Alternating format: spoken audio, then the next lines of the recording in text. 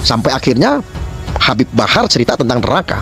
Kata beliau, di neraka itu ada macam-macam api. Ada yang warna merah, hijau, kuning, dan yang paling panas berwarna hitam. Saat itu kesadaran saya kembali dan mulai kritis lagi logikanya. Ini cerita neraka atau lagu Balonku Ada 5 yang rupa-rupa warnanya? Atau ini bercerita tentang pelangi yang warnanya warna-warni? Lalu ketika mendengar kata api hitam, saya jadi teringat jurus Itachi Amaterasu di serial Naruto. Aoi, Aoi, Anusora. Ada beberapa pernyataan Bahar yang jadi catatan. Kalau saya tidak cukup ilmu logika, jangan sekali-kali meniru saya ya. Orang awam dijamin akan terpengaruh dan seketika menjadi pengikut Bahar. What? Indonesia sejak dulu kala tetap dipuja-puja bangsa. Habib Bahar cerita tentang neraka. Kata beliau, di neraka itu ada macam-macam api. Ada yang warna merah, hijau, kuning, dan yang paling panas berwarna hitam. Saat itu kesadaran saya kembali dan mulai kritis lagi logikanya. Ini cerita neraka atau lagu Balonku Ada 5 yang rupa-rupa warnanya? Atau ini bercerita tentang pelangi yang warnanya warna-warni? Lalu ketika mendengar kata api hitam, saya jadi teringat jurus Itachi Amaterasu di serial Naruto. Aoi, Aoi, Anusora. Ada beberapa pernyataan Bahar yang jadi catatan. Kalau saya tidak cukup ilmu logika, jangan sekali-kali meniru saya ya.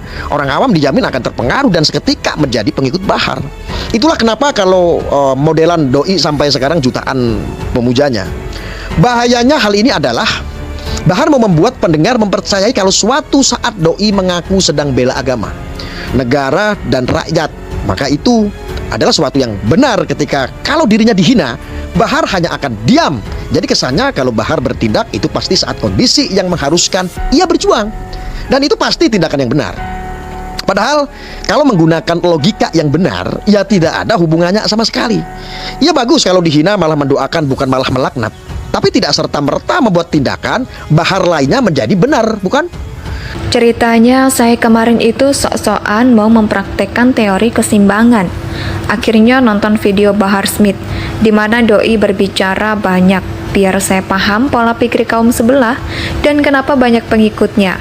Hasilnya hampir saja saya terpengaruh. Ucapan-ucapan Bahar, ya harus diakui kalau Bahar mahir dalam ceramah dan menghipnotis pendengarnya. Ditanya saya kemarin itu sok-sokan mau mempraktekkan teori keseimbangan. Akhirnya nonton video Bahar Smith di mana doi berbicara banyak biar saya paham pola pikir kaum sebelah dan kenapa banyak pengikutnya. Hasilnya hampir saja saya terpengaruh ucapan-ucapan Bahar. Ya harus diakui kalau Bahar mahir dalam ceramah dan menghipnotis pendengarnya. Ucapannya sekilas benar dan bijak. Orang awam yang kurang kritis pasti terpengaruh. Seketika setelah menonton beberapa video ucapan Habib Bahar, jiwa radikal saya bergejolak. Rasanya ingin bela agama dan teriak takbir. Sampai akhirnya, sampai sini jelas jurus yang dipakai Bahar adalah half truth. Half truth membuat persepsi publik pada kesimpulan yang salah karena sebagian ucapan doi yang benar. So, buat orang awam yang logikanya belum jalan, jangan coba-coba deh dengar ceramah Bahar. Ucapannya sekilas benar dan bijak. Orang awam yang kurang kritis pasti terpengaruh seketika. Setelah menonton beberapa video ucapan Habib Bahar, jiwa radikal saya bergejolak. Rasanya ingin bela agama dan teriak takbir. Sampai akhirnya Habib Bahar cerita tentang neraka. Kata beliau, di neraka itu ada macam-macam api dan ada yang warna merah, hijau, kuning, dan yang paling panas berwarna hitam. Dalam politik biasanya yang teriak-teriak bela agama, rakyat negara itu kebanyakan hanya gombal demi kepentingan, saudara. Bahayanya hal ini adalah Bahar mau mengesankan kalau polisi itu ringan tangan dalam membunuh plus merekayasa kasus. Selanjutnya pendukung Bahar langsung mengacu pada kasus KM50 di mana 6 syuhada FPI tewas. Orang awam akan langsung menelan mentah-mentah stigma negatif kepada polisi ini. Mereka yang sudah tengah radikal pasti akan menganggap penindakan terorisme juga bagian dari rekayasa polisi, termasuk soal kematian syuhada KM50. Padahal antara kasus Sambo penindakan teroris dan KM50 adalah kasus yang beda sama sekali. Alat buktinya beda, hasil penyidikan beda, belum campur tangan Komnas HAM yang intensitasnya berbeda. Jelas hasil, temuan dan keputusannya juga berbeda. Densus sendiri sering menangkap hidup-hidup tersangka teroris selama tidak melawan. Ya bagus kalau memang tidak dibayar. Tapi bukan berarti tempeleng orang tindakan yang benar hanya karena ceramah tidak dibayar. Saat itu kesadaran saya kembali dan mulai kritis lagi. Logikanya ini cerita neraka atau lagu balonku.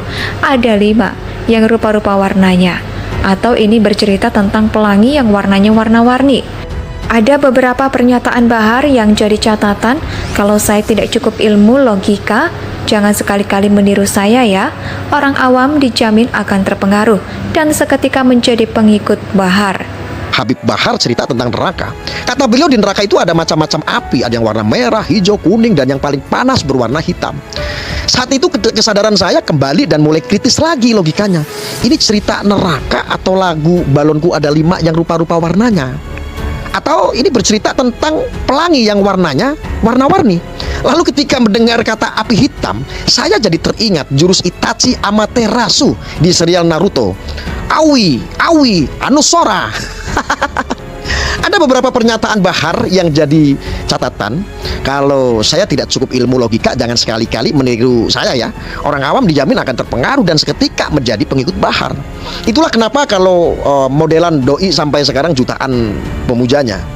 Bahayanya hal ini adalah Bahar mau membuat pendengar mempercayai kalau suatu saat doi mengaku sedang bela agama, negara dan rakyat, maka itu adalah sesuatu yang benar. Ketika kalau dirinya dihina, Bahar hanya akan diam. Jadi kesannya kalau Bahar bertindak itu pasti saat kondisi yang mengharuskan ia berjuang, dan itu pasti tindakan yang benar. Padahal kalau menggunakan logika yang benar, ya tidak ada hubungannya sama sekali. Ya bagus kalau dihina malah mendoakan bukan malah melaknat. Tapi tidak serta-merta membuat tindakan Bahar lainnya menjadi benar, bukan? Ceritanya saya kemarin itu sok-sokan mau mempraktekkan teori keseimbangan. Akhirnya nonton video Bahar Smith, di mana doi berbicara banyak, biar saya paham pola pikir kaum sebelah dan kenapa banyak pengikutnya. Hasilnya hampir saja saya terpengaruh. Ucapan-ucapan Bahar, ya harus diakui kalau Bahar mahir dalam ceramah dan menghipnotis pendengarnya. Ditanya saya kemarin itu sok-sokan mau mempraktekkan teori keseimbangan. Akhirnya nonton video Bahar Smith di mana doi berbicara banyak, biar saya paham pola pikir kaum sebelah dan kenapa banyak pengikutnya. Hasilnya hampir saja saya terpengaruh ucapan-ucapan Bahar. Ya harus diakui kalau Bahar mahir dalam ceramah dan menghipnotis pendengarnya. Ucapannya sekilas benar dan bijak. Orang awam yang kurang kritis pasti terpengaruh. Seketika setelah menonton beberapa video ucapan Habib Bahar, jiwa radikal saya bergejolak. Rasanya ingin bela agama dan teriak takbir. Sampai akhirnya